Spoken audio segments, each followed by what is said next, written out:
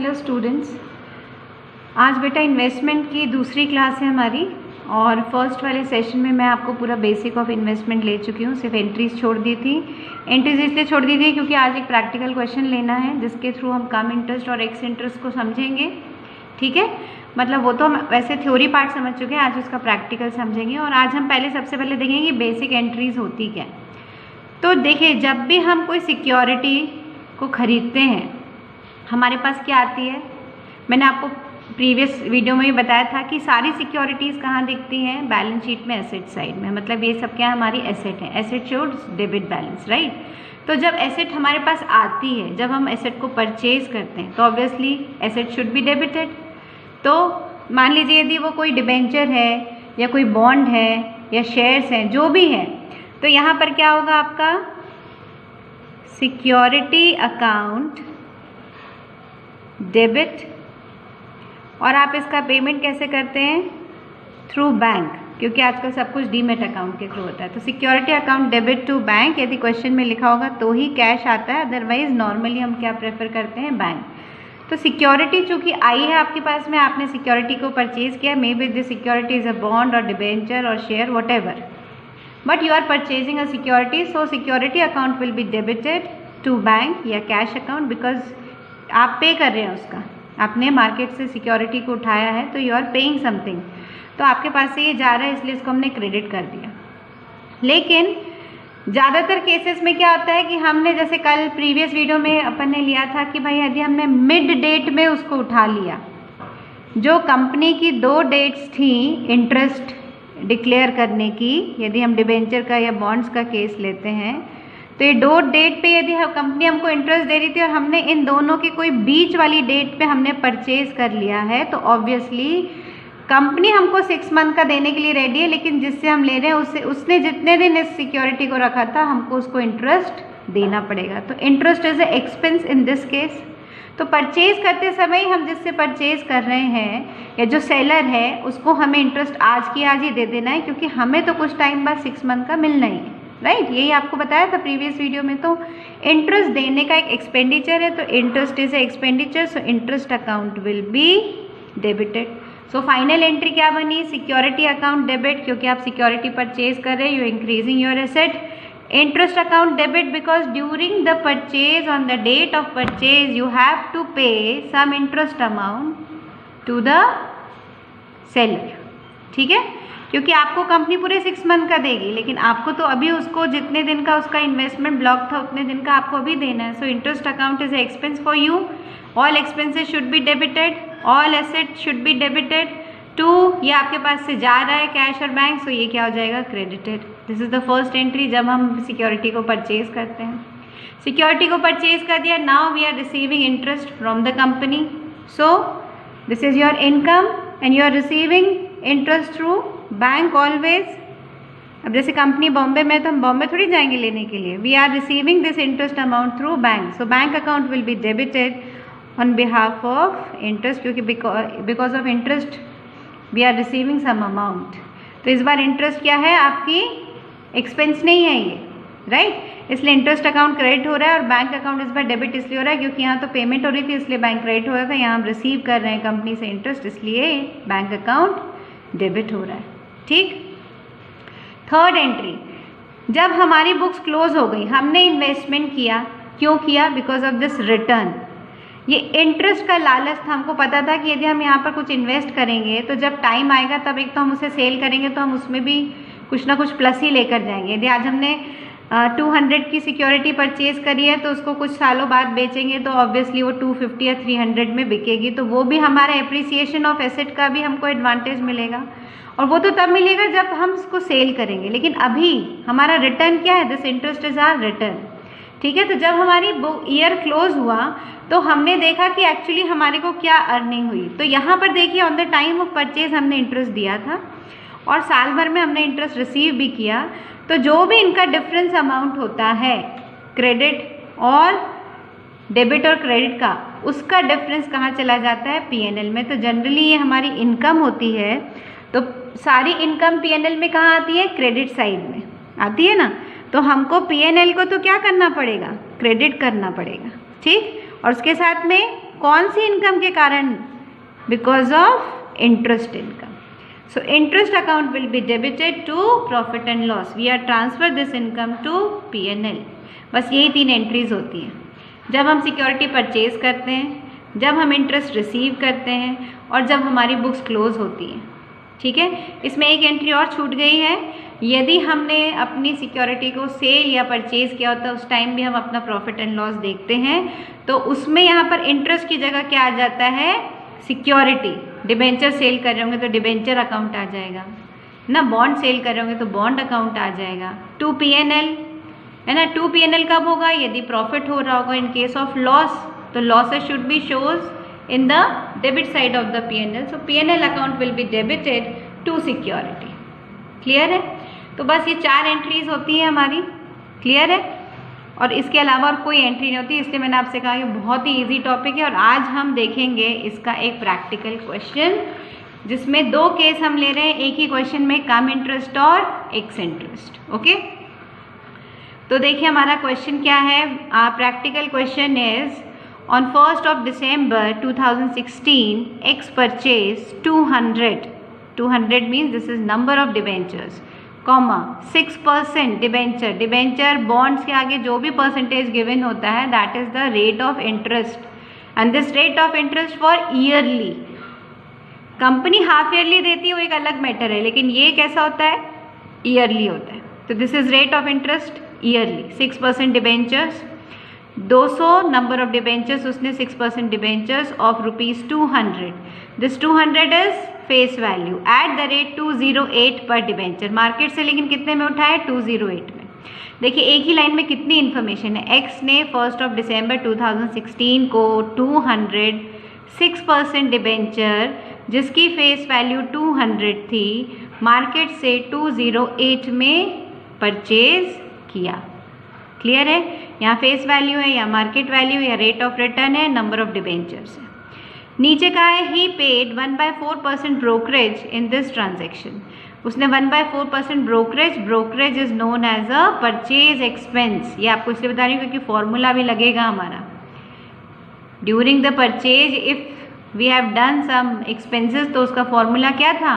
Purchase price plus purchase expenses. तो ये kind of expense है परचेज के टाइम का. 1/4% we have to compute the amount.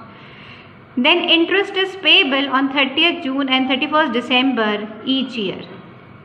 ये 2 दिन कंपनी का इंटरेस्ट का रेट ज़रूर ईयरली है, लेकिन वो साल में 2 बार इंटरेस्ट पे करती है, 30th जून और 31st दिसंबर को. X close his books on 31st December each year.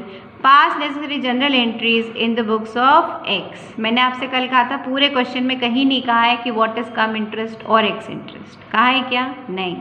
तो बाय डिफ़ॉल्ट क्या लेंगे? बाय डिफ़ॉल्ट लेंगे कम इंटरेस्ट. ठीक है.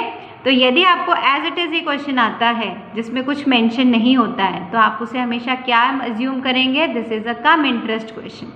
लेकिन मैंने इसी क्वेश्चन को कम और एक्स दोनों के थ्रू एक्सप्लेन किया है. तो आप ये मत सोचिएगा कि मैम ने दोनों से किया तो आपको भी दोनों से करना है. आपको बाय डिफ़ॉल्ट केवल कम इंटरेस्ट से एक्सप्लेन करना है, लेकिन एक ही क्वेश्चन मैंने आपको दोनों केस एक्सप्लेन करें. First I want to draw the whole picture कि भाई ये देखिए इसको ड्रॉ कैसे करते हैं. कई बच्चे कहते हैं मैम ये ड्रॉ नहीं समझ आता है. तो सबसे पहले वो जो 2 डेट्स हैं जिस पे आप इंटरेस्ट देते हैं 30th जून और 31st दिसंबर, सबसे पहले उन्हें ड्रॉ कर लें. अब देखिए कि आपने इसे कहाँ परचेज़ किया. आपने तो किया है 1 December को परचेज़. तो 1 December तो 31 दिसंबर के ठीक पहले आएगी. 1 महीने पहले आपने परचेज़ कर लिया तो हमने यहाँ पर 1 December की डेट लिख दी. अब यहाँ जैसे आपने 1 December लिखा आपको तुरंत क्लिक होना चाहिए कि मैंने जिससे भी परचेज़ किया है इसने 30th जून से 1 December तक अपने इन्वेस्टमेंट को ब्लॉक रखा और 1 December इसने अपनी सिक्योरिटी को मुझे बेच दिया और मैंने सिर्फ 1 महीने उसको कैरी रखा. 1 December से 31 दिसंबर मैंने कितने दिन होल्ड किया? केवल 1 महीने. लेकिन कंपनी की क्या पॉलिसी है बेटा? 30th जून को वो 6 मंथ का इंटरेस्ट दे देती है जिसके पास होती है सिक्योरिटी, और 31 दिसंबर के पहले जिसके पास सिक्योरिटी होगी उसे पूरे 6 मंथ का इंटरेस्ट मिल जाएगा. यानी मिस्टर एक्स जिसने 1 December को परचेज कर लिया उसको पूरे 6 मंथ का इंटरेस्ट कंपनी दे देगी. क्या उसे 6 मंथ का इंटरेस्ट मिलना चाहिए? बिल्कुल नहीं. उसकी होल्डिंग तो 1 महीने की है ना. मतलब ये जिससे खरीद रहा है वो उससे कहेगा कि तुम मुझे 5 महीने की दो, बिकॉज 30 जून से 1 दिसंबर तक तो मैंने होल्ड किया है, तो I need 5 month interest right now on 1 दिसंबर, तुम मुझे दे दो। क्यों? क्योंकि 31 को तो तुम्हें पूरे 6 मंथ का कंपनी दे देगी, राइट? तो जिस टाइम पे परचेज करेगा तो इसको 5 मंथ्स का इंटरेस्ट पे करना इसकी ड्यूटी है। किसकी? मिस्टर एक्स की। क्लियर हो गया? मतलब 1 दिसंबर हमारी पहली, देखिए हमारा ईयर स्टार्ट हो रहा है एक्चुअली 1 जनवरी से, क्योंकि हमारी बुक्स खत्म हो रही है 31 दिसंबर। उसने कहा 31 दिसंबर ईयर एंडिंग है उसका। क्या जनवरी में कोई ट्रांजैक्शन हुआ? नहीं हुआ। फेब में नहीं, मार्च में नहीं, जून तक भी कोई ट्रांजैक्शन नहीं हुआ। किसकी बुक्स में? एक्स की बुक्स में। हमें एक्स की बुक में एंट्री करनी। एक्स ने कब खरीदा? दिसंबर। तो दिसंबर में जाके इसकी बुक्स में फर्स्ट एंट्री आएगी, वो भी किस चीज़ की? परचेज की और इंटरेस्ट पे करने की। और जैसे ही 31 दिसंबर आएगा ये 6 मंथ का इंटरेस्ट रिसीव कर लेगा, वो उसकी दूसरी एंट्री होगी। और तीसरी एंट्री क्या होगी? चूँकि सेम डेट पे ही उसकी बुक्स भी क्लोज हो रही हैं, तो वो ये देखेगा कि इस साल में 2016 में मैंने क्या रेट ऑफ अर्निंग मेरी क्या थी इस इन्वेस्टमेंट पे, राइट? तो हमको कितनी एंट्रीज करनी है बेटा? सिर्फ 3 एंट्रीज करनी है, ठीक है? लेकिन उनको एंट्रीज को करने के पहले हम देखेंगे कुछ जनरल एंट्रीज, और सबसे पहले तो हम कुछ वर्किंग देखेंगे जो सबसे इंपॉर्टेंट है। Working note, number of debentures I have already told 200 number of debentures, face value भी 200 थी, क्वेश्चन में लिखा था, मार्केट वैल्यू भी 208 थी। रेट ऑफ इंटरेस्ट 6% क्या था? ये ईयरली रेट था। भले हम देते 2 बार में हैं, लेकिन ये रेट कैसा है? ईयरली, ठीक? ये इतनी इन्फॉर्मेशन क्वेश्चन में गिवन थी। अब मैंने आपसे कहा चूंकि क्वेश्चन में कुछ नहीं लिखा है कि you have to solve the question by ex interest और कम इंटरेस्ट, तो by default we have to take cum interest. Okay, तो कम इंटरेस्ट का क्या फॉर्मूला होता है बेटा? Purchase price plus purchase expenses minus interest, because interest amount is included in purchase price, right? तो सबसे पहले purchase price, how many debentures we are buying? We are buying 200 debentures. Market से किस रेट पे खरीद रहे हैं बेटा? 208 पे। तो this is your purchase price, 200 debentures into 208। Clear है? इसमें तो किसी को डाउट नहीं है। This is your purchase price. Then purchase expenses, he said 1/4% का ब्रोकरेज था। क्वेश्चन याद है? 1/4% का ब्रोकरेज है बेटा। लिसन, ये रहा 1/4% ब्रोकरेज ऑन दिस ट्रांजेक्शन। तो ब्रोकरेज ऑलवेज, यदि आपको प्रीवियस वीडियो याद हो तो brokerage always computed on the face value. Face value क्या है? ये नंबर ऑफ डिबेंचर्स है 200। 200 क्या थी? फेस वैल्यू, तो इंटू 200 इंटू 1/4 इंटू परसेंटेज था तो इसलिए इंटू 100 भी हो गया। 200 क्या थे? Number of debentures. 200 एक डिबेंचर की फेस वैल्यू थी, तो ये एक्चुअली क्या बन गया आपका? 20,000। ये क्या बन गया? 20,000 इंटू 1/4 इंटू 100। हमने जब इसको सॉल्व किया तो हमें क्या मिला? 100, क्योंकि ये 2 0 अलग हो गए और 40 आएगा। 200 200 40,000, ये डिवाइड किया आपने 100 रुपीज़। 100 रुपीज़ क्या है? परचेज एक्सपेंसेस है 1/4% ब्रोकरेज के कारण। ये 200 इंटू 208 आपने इंटू किया, क्या मिला बेटा? 41600, 41,600। 100 रुपीज़ का एक्सपेंस, परचेज करते समय एक्सपेंसेस को ऐड करते हैं, राइट? और यदि कम इंटरेस्ट है तो interest amount will be deductible. Okay, तो इंटरेस्ट का अमाउंट निकालें। इंटरेस्ट मैंने आपसे कहा था, इंटरेस्ट और brokerage always computed on the face value. So 200 debentures into 200 is the face value of 1 debenture. तो ये टोटल कितना बन गया? ये बन गया बच्चों 40,000। 200 इंटू 200। 6% क्या था? Rate of debenture yearly. मतलब इसको यदि तुमको 5 महीने का निकालना है तो तुमको 5/12 तो करना पड़ेगा। 5/12 क्यों? 5 कहाँ से आया? आपको मैम 5 कहाँ से आया? 5 ऐसे आया बेटा कि हमने इसे खरीदा है 1 दिसंबर को, और इसके पहले कंपनी ने 30 जून को 6 मंथ का इंटरेस्ट दे दिया था। जिससे हमने खरीदा उसको मिल चुका था, लेकिन हमने उससे 1 दिसंबर खरीदा। उसने 5 मंथ्स तक इन सिक्योरिटी को होल्ड करके रखा था। तो इसका राइट बनता है 5 मंथ्स और हमारा राइट बनता है 1 दिसंबर से 31 दिसंबर। हमारा राइट है ओनली 1 मंथ इंटरेस्ट। तो हम 1 मंथ इंटरेस्ट रखेंगे, कंपनी हमें पूरे 6 महीने का देने वाली है, ये हमें भी पता है और जिससे खरीद रहे हैं उसे भी पता है, इसलिए वो कहता है अभी मुझे 5 महीने का दे दो, 1 महीने बाद तुम पूरे 6 महीने का ले लेना, क्योंकि 31 December is the date when company declare interest.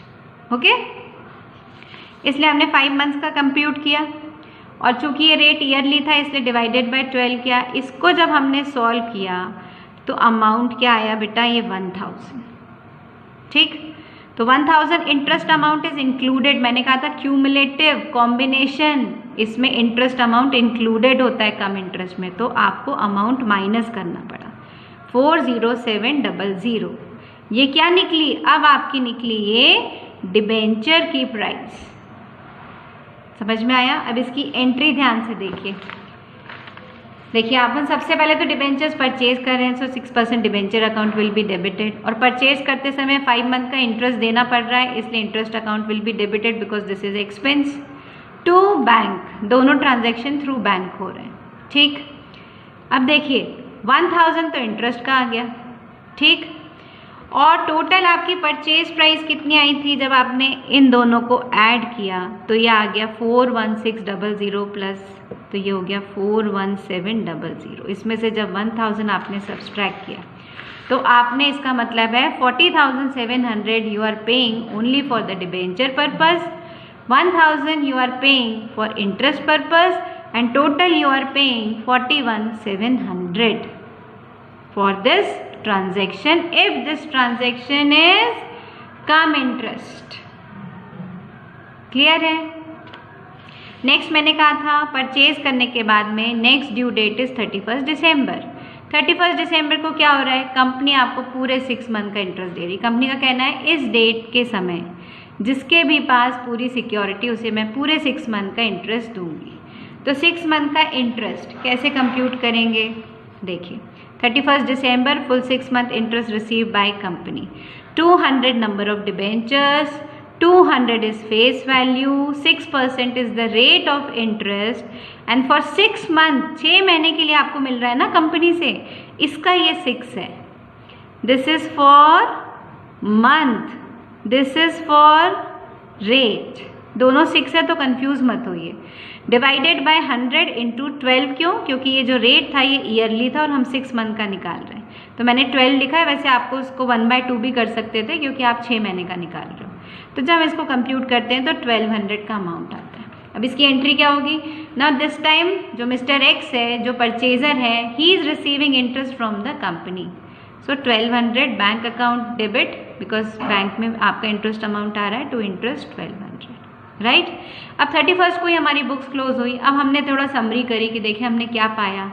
तो जब हमने इन डिबेंचर्स को परचेज किया तभी 1000 का एक्सपेंडिचर हो गया इंटरेस्ट का, तो जिससे खरीदा उसे देना पड़े क्योंकि उसने 5 मंथ्स तक इस सिक्योरिटी को होल्ड करके रखा था। कंपनी ने ज़रूर हमें 1200 का इंटरेस्ट दे दिया है, तो इंटरेस्ट अकाउंट डेबिट हुआ, इंटरेस्ट अकाउंट क्रेडिट हुआ। Finally you are getting 200 plus.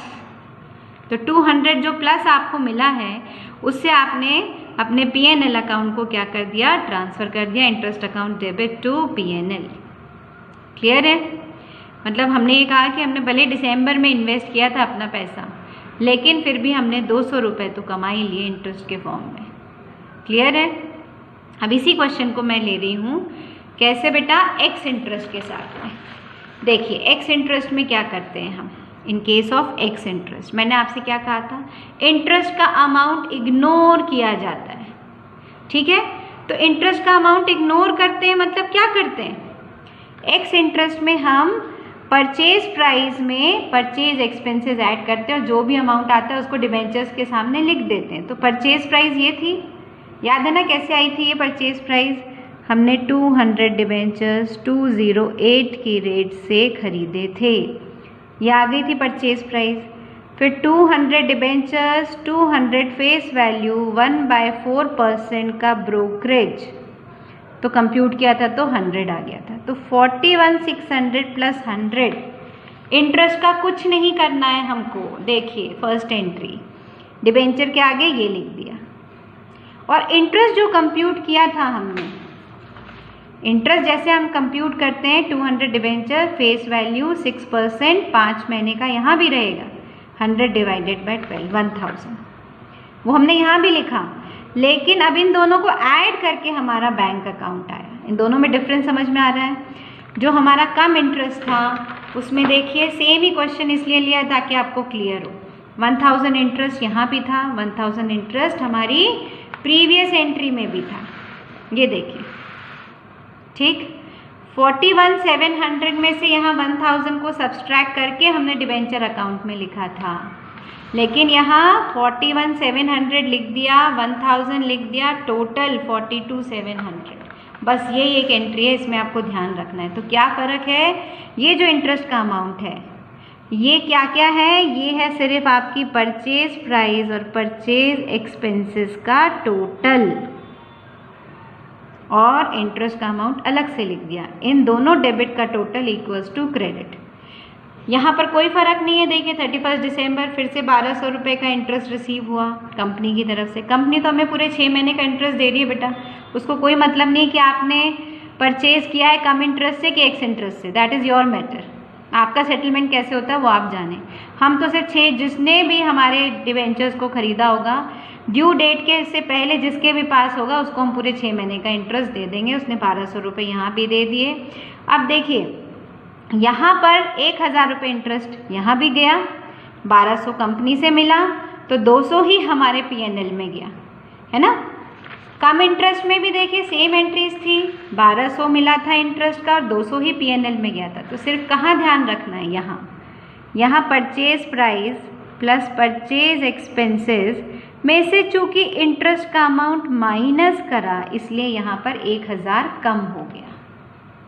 वहाँ पे क्या लिखा है? एक्स इंटरेस्ट में 41,700 और कम इंटरेस्ट में इंटरेस्ट अमाउंट इंक्लूडेड था तो वो 1000 माइनस करके जो आया उसे डिबेंचर्स के आगे लिखा। बस बाकी दोनों एंट्री सेम होती हैं क्योंकि कंपनी तो हमें सेम अमाउंट का इंटरेस्ट ही देगी, ठीक है ना।